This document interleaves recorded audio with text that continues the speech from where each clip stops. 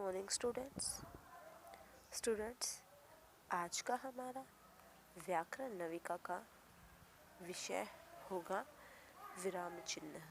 ठीक है, तो आज हम किसके विषय में पढ़ेंगे? विराम चिन्ह के बारे में आज हम पढ़ेंगे। तो सभी बच्चे अपनी पुस्तक निकाल लें। ठीक है, पृष्ठ संख्या हमारी है बच्चों 58। ठीक है, पृष्ठ संख्या 58। तो सभी अपने अपने पुस्तक में पाठ नंबर 12 विराम चिन्ह पृष्ठ संख्या 58 निकाल लें। व विराम चिन्ह क्या होते हैं आज इसको हम जानेंगे। बच्चों आपने विराम चिन्ह को जो है हम इंग्लिश में पंक्चुएशन मार्क्स कहते हैं। ठीक है, तो विराम चिन्ह क्या होते हैं बच्चों? जैसे ही नाम से आपको पता चल रहा है, विराम का अर्थ होता है रुकना। विराम का अर्थ क्या होता है? रुकना। ठीक है, तो विराम का अर्थ होता है रुकना। जो हमारा हिंदी जो भाषा है बच्चों, उसमें जो है हिंदी इंग्लिश दोनों ही जो भाषाएं हैं उनमें जो पंक्चुएशन मार्क्स बहुत महत्वपूर्ण होते हैं। ठीक है, हमारे जो पंक्चुएशन मार्क्स हैं वो बहुत ही महत्वपूर्ण होते हैं। विराम चिन्ह जो है वो महत्वपूर्ण होते हैं। बिना विराम चिन्हों के हमारी कोई भी कहानी होगी या कुछ भी होगा वो नीरस हो जाएगा। ठीक है, क्या हो जाएगा? नीरस हो जाएगा, उसका कोई अर्थ हमें नहीं नज़र आएगा। इसीलिए विराम चिन्ह जो है हिंदी में बहुत ही भाषा में बहुत ही महत्वपूर्ण होते हैं। ठीक है, तो चलिए शुरू करते हैं हमारा विषय। जैसे कि आपको दिख रहा है बच्चों, मैंने बता दिया है आपको, विराम का अर्थ होता है क्या? रुकना, यानी रुक जाना। बच्चों बोलते समय हम अपनी आवाज़ के उतार चढ़ाव से और जगह जगह रुककर अपनी बात को सरलता से दूसरों को समझा देते हैं। बच्चों यानी कि जो भाषा में बोलते समय या फिर हमारी जो आवाज़ में जो उतार चढ़ाव आते हैं, या फिर हम जगह जगह रुककर अपनी बात को सरलता से आसानी से दूसरों को समझा देते हैं।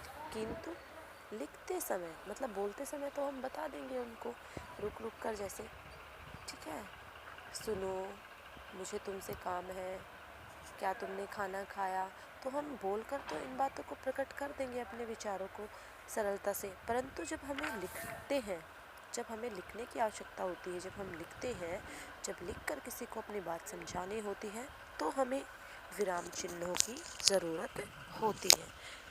ठीक है, जिन्हें लगाकर हम अपनी बात को पूरा करते हैं और उनका सही अर्थ निकाल पाते हैं। ठीक है, जब विराम चिन्ह लगे होते हैं बच्चों, तभी जो है हमारी बात जो है दूसरे सामने वाले को स्पष्ट समझ में आती है, स्पष्ट होती है, और उसका सही अर्थ भी तभी निकल पाता है।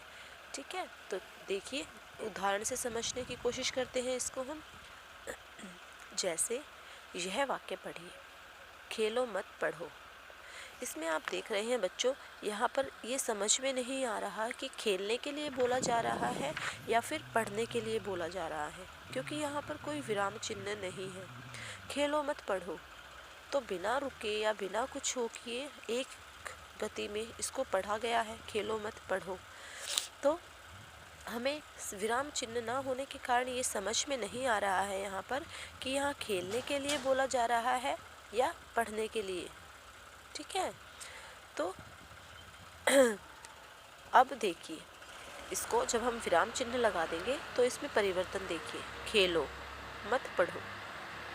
जब खेलो के बाद विराम चिन्ह लगा तो इसका मतलब हो गया बच्चों कि हमें खेलने के लिए कहा जा रहा है। खेलो मत पढ़ो, जब यहाँ पर खेलो मत के बाद विराम चिन्ह आया तो इसका अर्थ हो गया कि हमें खेलने के लिए तो मना किया जा रहा है और पढ़ने के लिए कहा जा रहा है। तो ये सब कैसे संभव हुआ है बच्चों? ये हुआ है हमारा विराम चिन्ह के कारण। विराम चिन्ह के कारण हम इस बात को समझ पाए हैं। तो हमारे जो विराम चिन्ह होते हैं उनमें से कुछ जो है 4 प्रकार के विराम चिन्ह आपकी पुस्तक में दिए गए हैं, जिनके बारे में आज हम पढ़ेंगे। उनमें से हमारा पहला महत्वपूर्ण विराम चिन्ह है बच्चों पूर्ण विराम। पूर्ण विराम, पूर्ण विराम का चिन्ह क्या होता है बच्चों? ऐसे आपने देखा होगा ना, अंत में ये होता है हमारा पूर्ण विराम। ठीक है, दिख रहा है आपको। इसे वाक्य की समाप्ति पर लगाया जाता है। जब हमारा वाक्य, हमारा कोई बात जो हम बता रहे हैं वो ख़त्म हो जाती है, जो वाक्य हमारा पूरा ख़त्म समाप्त हो जाता है, तब हम इस चिन्ह का प्रयोग करते हैं और इसको क्या कहते हैं, पूर्ण विराम। मतलब पूर्ण तरह से हमारा जो वाक्य है वो समाप्त हो गया है। जैसे सुबह उठकर पढ़ो, तो देखो पढ़ो के बाद यानी ये पूरी बात हो गई, हमारा वाक्य कंप्लीट हो गया, पूर्ण हो गया। तो सुबह उठकर पढ़ो यहाँ लग गया, हमें समय पर पढ़ाई करनी चाहिए, तो ये यहाँ पर लग गया। तो ये होता है बच्चों हमारा पूर्ण विराम, जिसको हम कहाँ लगाते हैं, जब हमारा वाक्य पूर्ण या समाप्त हो जाता है तो हम इस चिन्ह का प्रयोग करते हैं, ठीक है, जिसका नाम है पूर्ण विराम। ठीक है, अब देखते हैं दूसरा है बच्चों हमारा अल्प विराम। ठीक है, अल्प विराम। अल्प विराम का जो अर्थ है, अल्प मतलब होता है बच्चों कुछ, ठीक है, विराम मतलब रुकना, तो कुछ समय के लिए रुकना या थोड़ी देर के लिए रुकना। जहाँ पर हमें थोड़ी देर के लिए रुकना पड़ता है वहाँ हम अल्प विराम चिन्ह का प्रयोग करते हैं।